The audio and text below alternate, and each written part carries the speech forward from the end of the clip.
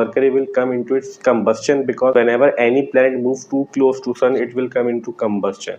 But till 8th July to 16th of July, you will have some gain related to money and positive result regarding your family and home related matters.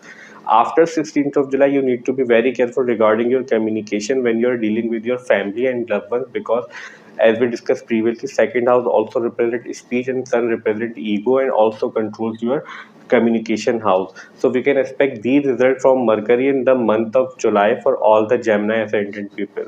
Now let's talk about Venus. For all the Gemini ascendant people, Venus controls your 12th house and your 5th house. And right now, Venus is moving in your 3rd house in the sign of Leo, where Mars is already moving.